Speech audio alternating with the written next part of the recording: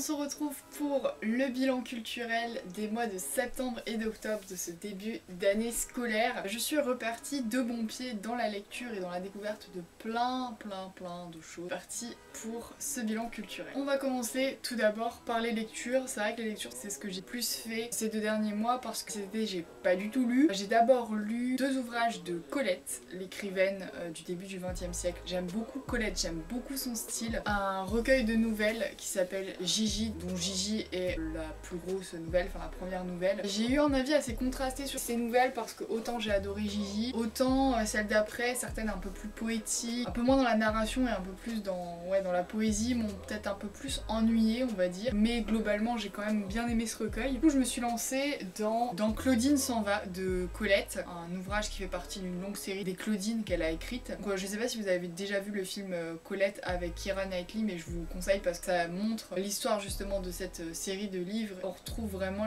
l'écriture de Colette qui est toujours à la fois poétique mais pleine de sel, pleine de joie de vivre aussi, de petits dialogues très croustillants. J'aime beaucoup cette écriture qu'on pourrait qualifier un peu naïve, un peu légère, je dirais pas superficielle mais ouais un peu légère, et j'aime beaucoup. C'est très frais Colette, c'est facile à lire, enfin facile à lire, il y a du vocabulaire mais franchement si vous avez envie de quelque chose de revigorant, de désaltérant, eh bien lisez Colette au coin du feu cet hiver. Ensuite j'ai lu un livre qu'il fallait que je lise depuis très longtemps, un classique de la littérature française et surtout du nouveau roman, La jalousie d'Alain Robbe-Grillet. C'est un livre qui est particulier, comme beaucoup de livres du nouveau roman, parce qu'il ne se focalise pas sur une narration, sur des personnages, mais il se focalise vraiment sur un endroit, à un moment donné. Et la jalousie, le titre justement, a un double sens, c'est-à-dire qu'à la fois elle renvoie à la fenêtre, aux volets de fenêtre et les jalousies, enfin, les trous qu'il y a à travers les volets de fenêtre, dans un aspect beaucoup moins matériel, le sentiment évidemment de jalousie. On est l'observateur à travers les minutieuses descriptions de scènes qui se passent toujours au même endroit. Pour le coup moi je suis pas une amatrice de littérature du XXe siècle et notamment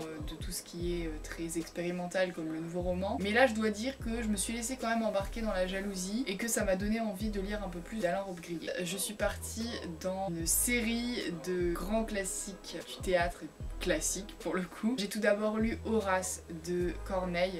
Alors Corneille, vraiment j'adore ce dramaturge, j'avais déjà lu Le Cid, j'avais lu Cinna, mais il me manquait Horace. Le conflit entre les Horaces et les Curiaces pour défendre chacun la ville de Rome et la ville d'Albe, et le dilemme toujours entre famille, devoir, honneur, amitié. Et donc cette tragédie cristallise vraiment les enjeux de la tragédie classique. J'ai vraiment adoré. J'ai continué avec Andromaque de Racine. Alors là, Andromaque, c'est un scénario un petit peu plus complexe, on va dire. On a 4 personnages, A, M, B, B, M, C et C, M, D.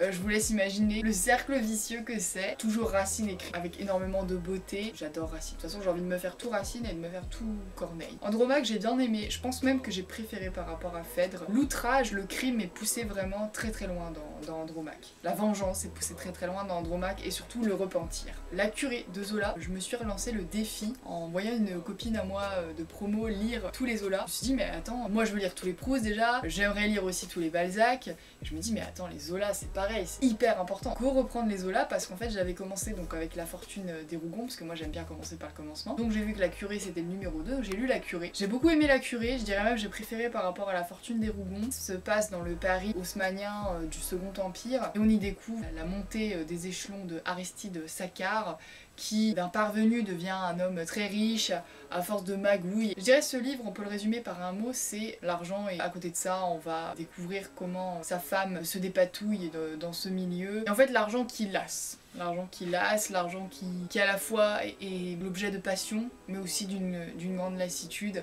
et finalement une femme, Renée, qui ne sait pas trop où se placer dans tout ce monde là. Et j'ai beaucoup aimé aussi sa relation avec Maxime. Alors je sais pas si je l'ai beaucoup aimé, mais en tout cas j'aimais bien ce personnage de Maxime, même si c'est pas du tout le genre de personnage qui me représente. Franchement je m'identifie pas du tout, mais alors pas du tout, avec que ce soit Aristide, Renée ou Maxime, ce triangle, c'est pas du tout le genre de personnage auquel je m'identifie. Pour finir avec cette longue série de livres, je voulais vous parler d'un livre qui n'est pas de la littérature pour en parler, mais qui est un livre de philosophie, ou plutôt philosophie appliquée au quotidien. Que ferait Nietzsche à ma place? La philo appliquée à mon quotidien. C'est un livre que j'avais acheté au lycée, que j'avais commencé à lire mais que j'avais pas terminé. Ce que j'aime beaucoup dans ce livre, c'est qu'en fait on aborde des thématiques du quotidien à travers l'œil de différents philosophes. Donc on a les réflexions qui s'opposent à partir d'une question qui pourrait être tout aussi triviale que mon patron m'a viré, que faire, ou enfin comment le prendre.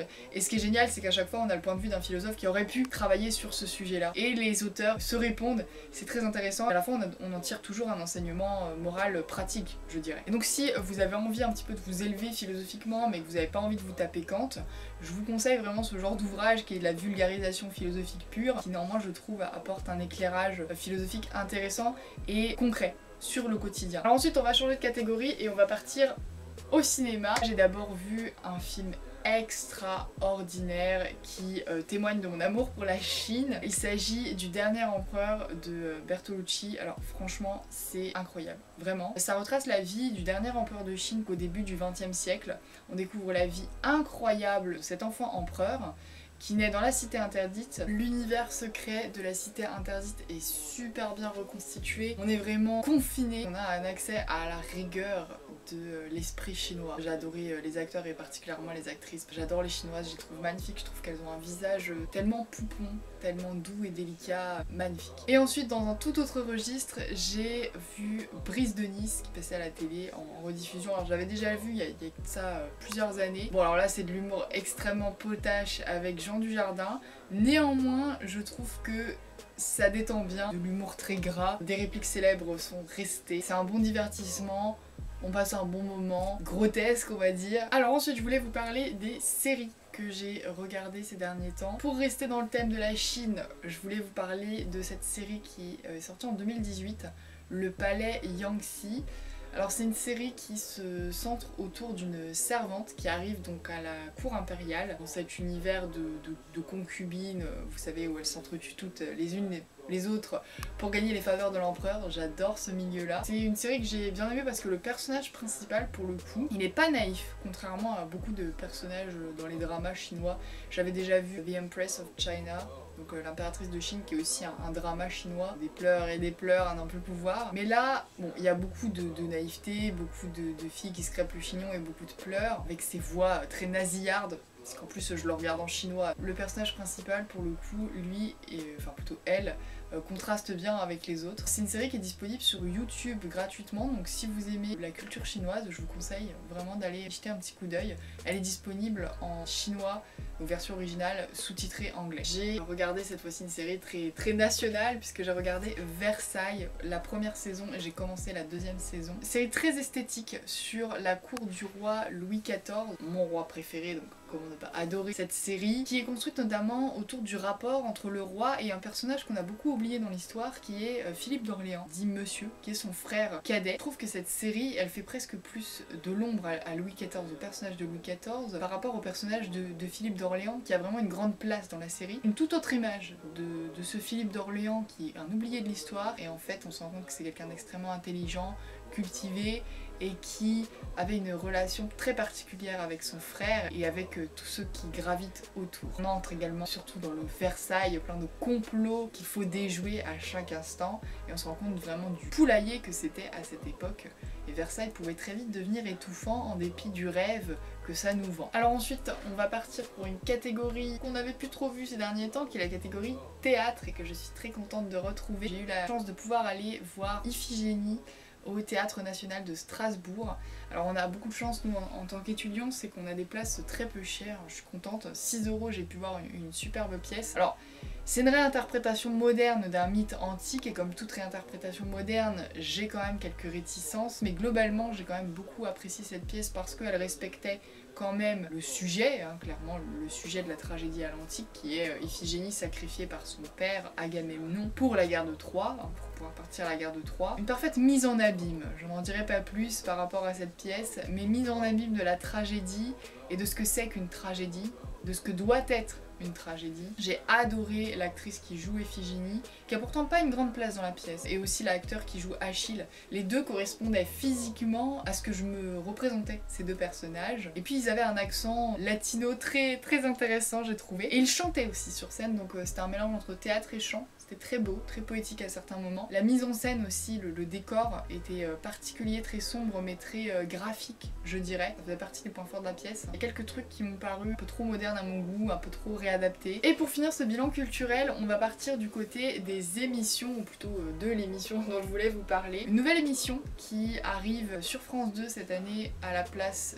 de On n'est pas couché le samedi soir. Et il s'agit de Quelle époque, animée par Léa Salamé et Christophe de Chavannes. Alors déjà je suis super contente de retrouver Christophe de Chavannes, parce que ça faisait longtemps qu'on l'avait plus vu sur les écrans celui-là. Ah là là, les familles en or, les roues de la fortune, qu'est-ce qui me manque. Et ce que j'aime beaucoup dans cette émission, c'est qu'elle se focalise donc sur notre époque. Elle invite au débat au travers d'invités qui soient du milieu de la chanson, de l'art, du théâtre, du cinéma, de l'humour, et puis également des invités plus politiques, enfin vraiment carrément politiques même. Sans langue de bois, Léa Salamé leur pose les questions qu'en fait on n'oserait pas leur poser. Donc ce que j'aime beaucoup dans cette émission, c'est que ça peut être très trash sans qu'il y ait de problème. En fait on n'a pas de problème à rire. Il y a un intervenant politique, notamment je me rappelle plus son nom, mais qui est vraiment hyper drôle et qui a pas peur de faire des blagues très limites. Donc ce que j'aime bien, voilà, c'est une émission sans langue de bois qui invite à réfléchir sur notre époque, d'où le titre. Je suis très contente de ce rendez-vous du samedi soir. Alors c'est en deuxième partie de soirée, mais moi je la regarde en replay. Ça vous permet aussi de vous ouvrir à ce qui se passe dans le monde de la culture en ce moment, notamment dans le monde politique, dans le monde des actualités. Donc voilà, c'est mon rendez-vous du samedi soir, j'aime beaucoup. Voilà pour ce bilan culturel des mois de septembre et d'octobre. J'espère que vous aurez pu y faire quelques petites découvertes. Quant à moi, je vous retrouve très vite dans une prochaine vidéo et je vous invite à mettre vous aussi vos découvertes de ces 2 mois en commentaire.